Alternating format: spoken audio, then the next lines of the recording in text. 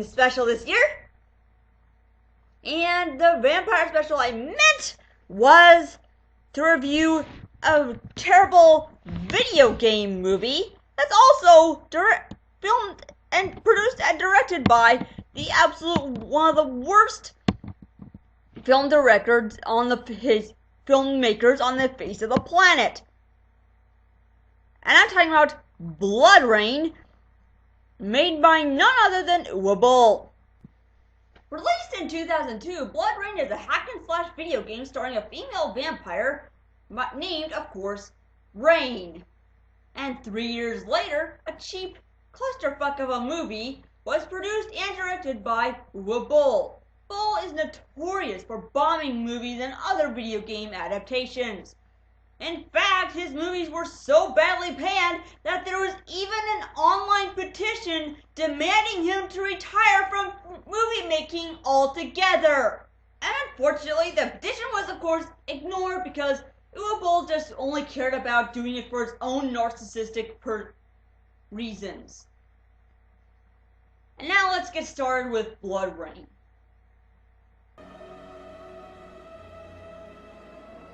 And like any typical Uwe Boll opening, what the hell are these paintings doing on in the opening credits? They're just filtered!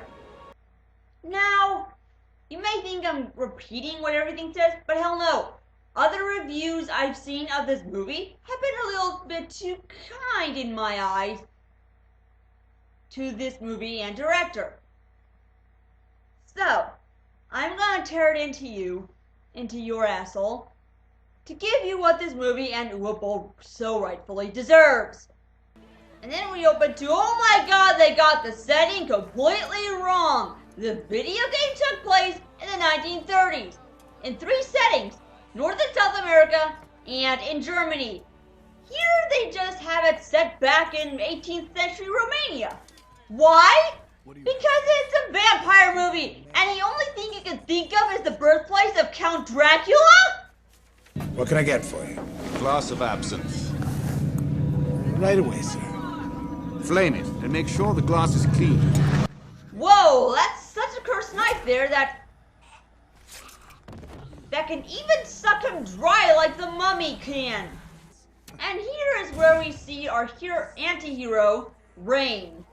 Or vampire anti-hero, Rain, who's being shown off at a carnival as some sort of freak by melting her hand in water, because we all know vampires are allergic to water. Even though she lives on a planet that is mostly covered in water! And her shade of red is completely wrong. It looks more orangey and strawberry blonde instead of typical Little Mermaid red. I'm working on for protection. Good night, my friend. And then we go to a castle of, oh my god, look at those wigs, they look so fake! In fact, I think one of them appears to be falling off. What kind of editing is this? And the castle seems to be ruled by a wax-figured villain.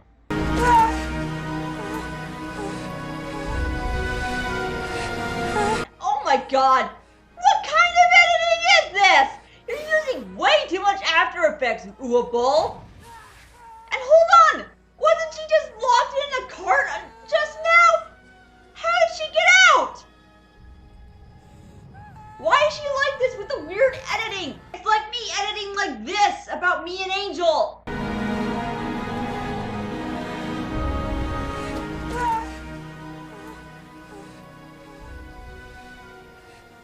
Oh my god, it was a dream sequence?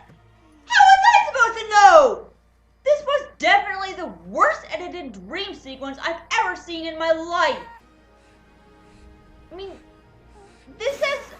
Just look at it. This has more crappy speed edits than the driving scene from Ed.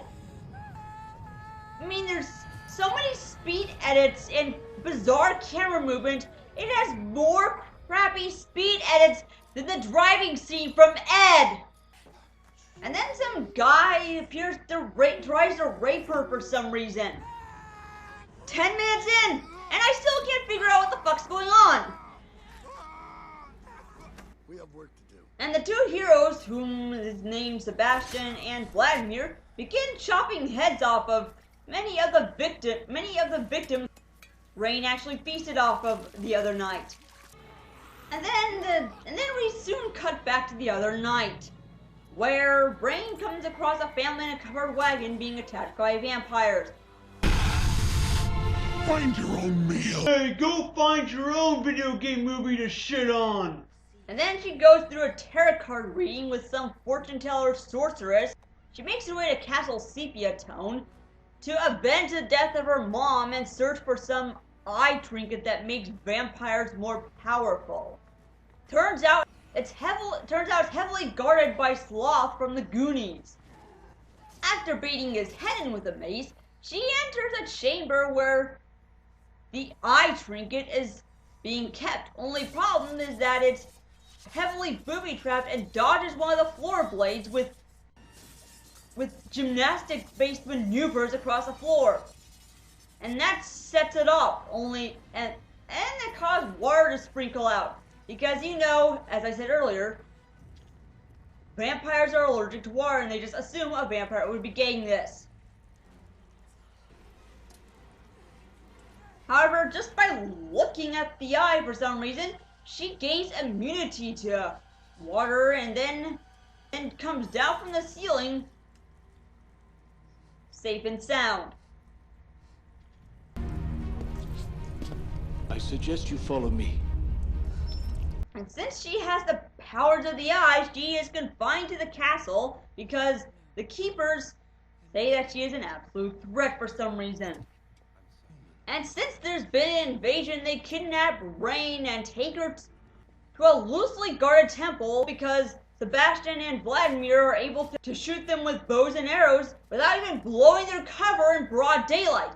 And the master of this temple is vampire Meat Loaf! Come here and insult my palace with your stench. Why is Meat Loaf in this movie with a bunch of random hookers? You're a world-famous rock star! You don't deserve to be in a shit made by Uwe Boll! And having Meat Loaf in this movie is not going to make this movie suck even less. And even his wig is not done right. And now there's a more lesbian fuck scenes beating on the flesh of other people with Meat Loaf playing the piano as the Crusaders come and rescue Rain. They kill vampire Meat Loaf by breaking open stained glass window that shine rays of sunlight that fry him to a skeleton.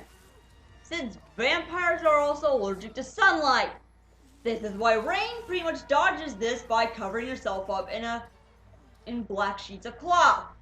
And this is how she gets around safely through broad daylight, so she doesn't burn to a charred skeleton.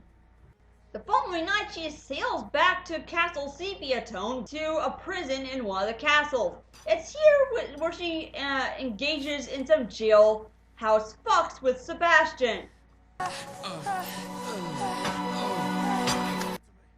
And then after this, she's taken to an altar to Master Waxman for a sacrificial ceremony. It isn't long until the two guys, Vladimir and Sebastian, come to fight them off.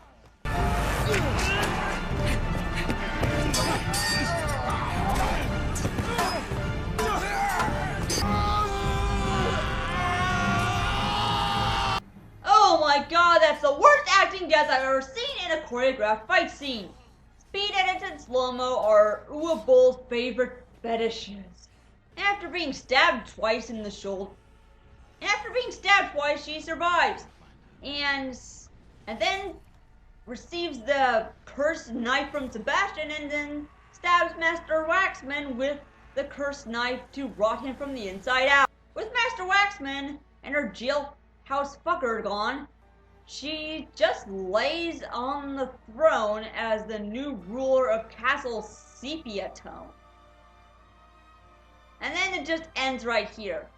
And so there's Bloodrayne. One of the many one of the worst video game movies ever made by the absolute worst director of all time. But wait, this is only the beginning, because there's a sequel! Okay. It just makes me cringe. I need to wash my face to calm down here. This is Marlyonama, signing off. Find your own meal.